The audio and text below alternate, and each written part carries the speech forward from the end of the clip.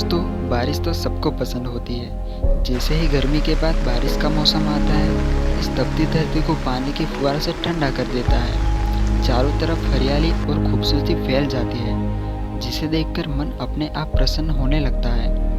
बारिश होने पर सुहाना मौसम, ठंडी हवाएं, मिट्टी की खुशबू किसी भी इंसान को आनंदित कर देती है। लेकिन दोस्तों, बारिश के साथ साथ कुछ खतरे भी हमारे जीवन में मुंह उठाकर चले आते हैं, जिसमें खासकर बाढ़, तूफान और आकाशीय बिजली का गिरना है।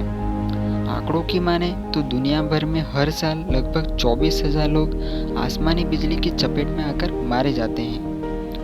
आकाशीय बिजली क्या होती है और ये क्यों गिरती है और इससे कैसे बचा जाए, इसके बारे में आज हम जानते हैं। दोस्तों, आकाशीय बिजली को समझने से पहले आपको स्टैटिक एनर्जी को समझना होगा। कोई भी वस्तु यानी कि मैटर एटम से बनी होती है और एटम 3 पार्टिकल मिलकर बनता है, जिसमें प्रोटॉन, इलेक्ट्रॉन और न्यूट्रॉन शामिल है। प्रोटॉन पे पॉजिटिव चार्ज, इलेक्ट्रॉन पे नेगेटिव चार्ज और न्यूट्रॉन पे कोई चार्ज नहीं होता। विपरीत चार्ज एक दूसरे के नज़दीक आते हैं और एक जैसे चार्ज एक दूसरे से दूर भागते हैं। अब अगर आप साइंस का स्टूडेंट है तो आपने बचपन में बलून वाला प्रयोग तो किया ही होगा। हाँ, वही जिसमें बलून को बालों में रगड़ने पे बलून बालों को खींचता था। जब बलून को बालों से रगड़ते हैं तो बालों के इलेक्ट्रॉन्स बलून की सरफेस पे आ जाते हैं, जिससे बलून में न्यूट्रॉन से ज़्यादा इलेक्ट्रॉन की मात्रा हो जाती है, जिससे बलून पे नेगेटिव चार्ज आ जाता है और बालों पे पॉजिटिव चार्ज आ जाता है। इसीलिए बलून बालों को अपनी तरफ खींचता है। इसी एनर्जी को हम स्टैटिक एनर्जी कहते हैं। गर्मी के दिनों में सागर का पानी भाप बनकर ऊपर की ओर उठने लगता है। पृथ्वी की सरफेस से 6 किलोमीटर दूर जाते ही इसमें से कुछ पानी की भाप बर्फ के टुकड़ों में तब्दील हो जाती है। जब ये बर्फ के टुकड़े आपस में टकराते हैं तो बादल में 2 तरह के चार्ज उत्पन्न हो जाते हैं। बादल के ऊपर वाले हिस्से में पॉजिटिव चार्ज होता है, क्योंकि वो वजन में थोड़ा हल्के होते हैं। वहीं बादल के नीचे वाले हिस्से में नेगेटिव चार्ज होता है, क्योंकि वो वजन में थोड़े भारी होते हैं। जब ये पॉजिटिव और नेगेटिव चार्ज मिलते हैं तो लाइटनिंग होती है, लेकिन ये लाइटनिंग सिर्फ बादलों में होती है, क्योंकि पॉजिटिव और नेगेटिव चार्ज दोनों बादल में होते हैं। इसी घटना के दौरान जब धरती पे तेज हवाएं चलती है तो घर्षण के कारण वहाँ भी पॉजिटिव और नेगेटिव चार्ज उत्पन्न हो जाता है, जिसमें से पॉजिटिव चार्ज हल्के होने की वजह से खंबे और पेड़ों जैसी ऊंचाई वाली जगह पे होते हैं और नेगेटिव चार्ज नीचे की ओर रहते हैं, क्योंकि वो हल्के होते हैं। अब बादल के नेगेटिव चार्ज पृथ्वी के सरफेस के पॉजिटिव चार्ज को अपनी तरफ खींचता है। जब ये दोनों चार्ज मिल जाते हैं तो लाइटनिंग होती है। इसे हम बिजली का गिरना कहते हैं।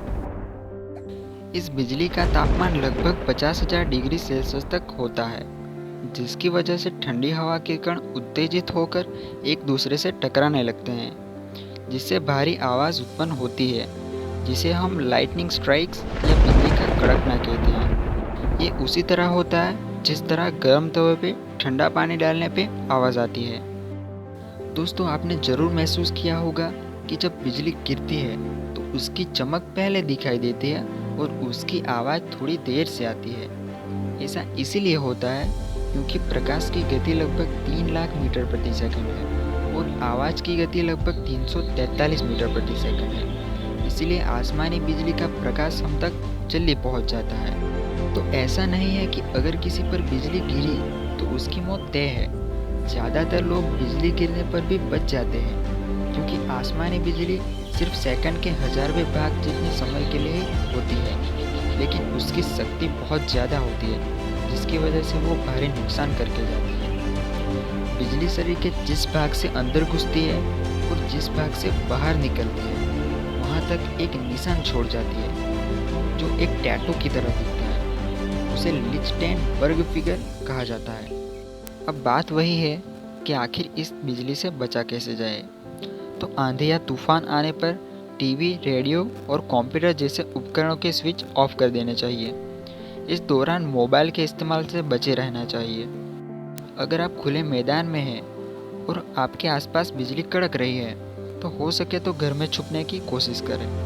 तूफान के वक्त कभी भी किसी नदी, तालाब या समुद्र में नहाने ना जाए। अगर नहा रहे हो तो तुरंत बाहर आ जाए, क्योंकि पानी बिजली का सुचालक होता है, यानी कि पानी में कहीं भी बिजली गिरी तो उसका झटका आप तक पहुंच सकता है। जब आसमान में लगातार बिजलियां कड़क रही हो तो कभी भी पेड़ या खंभे के नीचे खड़े ना रहे, क्योंकि सबसे ज़्यादा बिजली गिरने का खतरा वहीं रहता है। वीडियो देखने के लिए आपका बहुत बहुत धन्यवाद।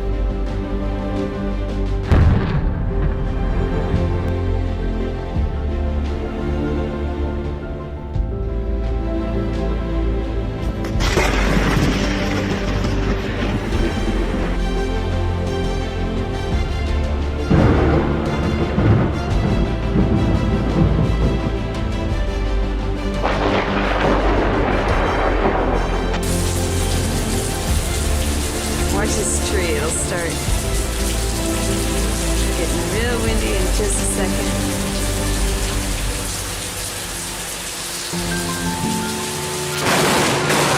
Oh shit! Oh fuck. Toča usred Аз mora. много рако да